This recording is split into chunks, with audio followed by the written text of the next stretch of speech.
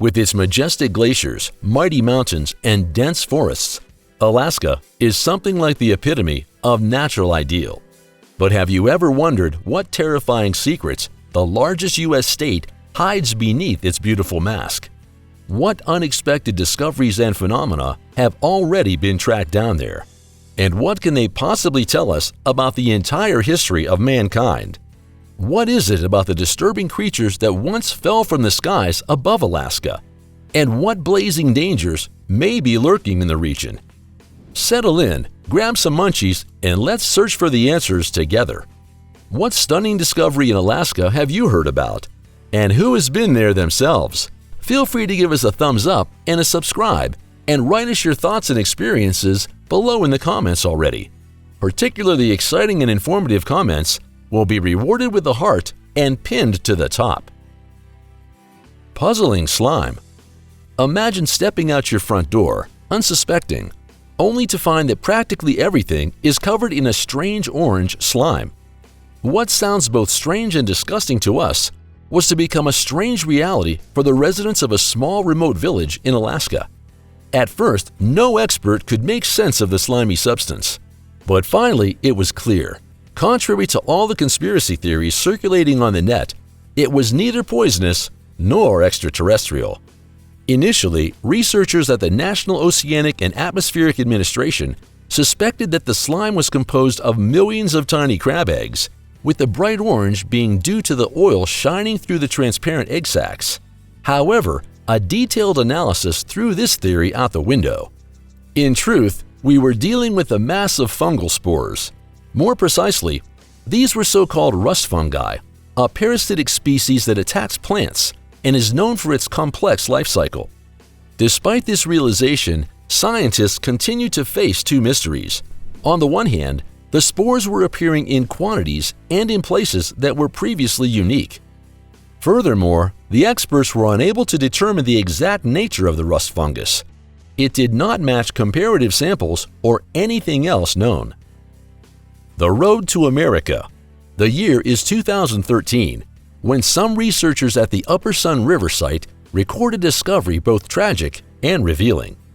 In the former Native American settlement, the experts came across the skeletons of two infants. One baby had apparently died shortly after birth, and the other had already been born dead. Radiocarbon dating and further investigations showed that the two had been buried together about 11,500 years ago. Sometime later, however, this finding was to be completed by a surprising announcement. DNA analysis revealed that the infants had two mothers who belonged to genetically different populations. In order to decipher in detail how the colonization of the American continent took place thousands of years ago, such findings are of outstanding importance. Thus, these findings also provide important evidence for the hypothesis that the first Americans first settled in the far north before finally spreading across the rest of the continent and reaching as far as South America. Specifically, the first inhabitants of the Americas are believed to have come from Siberia, from where they migrated across the giant Bering Land Bridge about 30,000 years ago. About 15,000 years ago, when the rising sea levels swallowed up the land bridge at the end of the Ice Age, people in turn quickly steamed into North and South America, when they became the ancestors of today's Native Americans. Vampire rain. In 2015, the Alaskan Department of Fish and Game received a number of strange calls. For example, more and more Fairbanks residents reported seeing strange creatures literally falling from the sky. But what was it about these strange creatures? Were they possibly aliens who had fallen from their spaceships? Well, not quite. Even if the beings with their bizarre appearance reminded quite of aliens, they possessed, nevertheless, an earthly origin. The perplexed residents had to deal with so-called sea lampreys, which are also commonly known as vampire fish. But which circumstances were the basis of this extraordinary vampire rain? Unfortunately, this question could not be answered conclusively. One explanation is based on the work of seagulls. According to this, the birds could have grabbed their slippery prey and then lost it, or deliberately let it fall to the ground. The sleep of the fire giant. it was a deceptive silence. Although Four-Peaked Volcano in Katmai National Park had been inactive for more than 10,000 years, this by no means meant that the fire giant would never again awaken from its slumber. On the contrary, in September 2006, pilots and civilians reported the sighting of two colossal clouds of smoke rising above the 2,100-meter-high structure. At an altitude of around 6 kilometers, they were visible even in the city of Homer, 150 kilometers away. Subsequent reconnaissance flights confirmed the observations and classified the event as an explosive eruption of Four-Peaked Volcano. In detail, the smoke and ash spewing structure is in best company. With almost 100 volcanoes, Alaska is home to the most fire mountains in the USA. Most of them are located on the southern Aleutian Islands chain. First and foremost, the islands of Four Mountains. Hidden supervolcano. And indeed, those very islands of Four Mountains, which, strictly speaking, count 6 peaks, are currently suspected of hiding a fiery secret of dramatic proportions. In the past, experts had assumed that Carlisle, Cleveland, Herbert, Cogumil, Tana, and Uliaga were independent volcanoes. However, more recent data suggest that the vents are interconnected and all fed by the same caldera. If this is true, the newly discovered supervolcano may have once erupted in an eruption that surpassed even the catastrophic explosion of Mount St. Helens. At that time, on Wednesday the 18th, 1980, one of the most devastating volcanic eruptions in U.S. history occurred. As a result of a series of earthquakes, the entire northern flank of Mount St. Helens slid like an avalanche. At the same time, 1.2 cubic kilometers of material were ejected. The eruption killed 57 people and thousands of animals. According to experts, however, there is currently no danger from the monster caldera that formed the islands of Four Mountains. Let's hope that the researchers are not mistaken. Timothy Treadwell. An avid documentary filmmaker and animal rights activist, Timothy Treadwell decided to dedicate his entire life to grizzly bear conservation. Against this backdrop, the fateful turn that the U.S. American's life would ultimately take seems all the more tragic. After Timothy saw his first brown bear in the wild in 1989, he fell madly in love with it.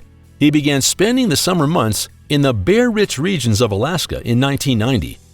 In addition, he founded the animal protection organization Grizzly People with a friend, participated in TV reports about brown bears, wrote the book Among Grizzlies, and was even a guest on David Letterman's famous Late Night Show. So in December 2003, Timothy was once again in Alaska with his girlfriend Amy. However, since there were complications with the return flight tickets, the two decided to stay a while longer in Katmai National Park. In early October, he finally made contact with bush pilot Willie Fulton via satellite phone. A pickup was arranged for the following day. While waiting, Timothy pulled out his camera, as he often did, and also filmed a bear that he had a, quote, bad feeling about. When Willie arrived the following day as arranged, there was no trace of Timothy and Amy. From his plane, however, he could glimpse a grizzly devouring what looked like a human body. Subsequently, the Alaska State Troopers were alerted. During the ensuing search operation, the men encountered an unusually aggressive bear that refused to be chased away and ultimately had to be shot. Arriving at the camp, the researchers were confronted with a picture of total devastation. The tents of the missing persons had collapsed, and directly in front of them were human remains. Within a radius of 30 meters, the men recovered Timothy's skull, part of his shoulder, and both forearms. The bear had buried Amy's remains just 2 meters from the tent. An autopsy of the shot grizzly then revealed more body parts and shreds of clothing. Terrifying footage. In the aftermath, officials were able to reconstruct the tragic incident to the greatest extent possible, which was due to the fact that Timothy had documented his own death. The rescuers recovered his switched-on camera in the camp. However, in all the panic, he or Amy had forgotten to take the cap off the lens. During the approximately 6-minute audio recording, we first hear heavy rain and wind noises. Then Amy, who is still inside the tent at this point, asks, Is he still there? Shortly after, Timothy, who is wearing a radio microphone, can be heard shouting, "Come out! He's killing me!" This is followed by the sound of the tent zipper and Amy's desperate cries to drive the grizzly away. Finally, she advises Timothy to play dead, who shortly after wants to know, is he gone? Presumably, Amy then began to doctor her companion, but the bear returned. Timothy shouts in panic, "Hit him!" Whereupon the scene is lost in a commotion of screams and banging noises from a frying pan. The grizzly probably dragged Timothy away. Knowing that he is beyond saving, he turns to Amy one last time and yells at her to run away immediately. Those who heard the footage themselves describe it as heartbreaking and blood-curdling. So folks, and now it's your turn. What do you think about the unique discoveries and the moving incident that we just presented to you? As always, drop us your thoughts, suggestions, and feedback on today's video in the comments below.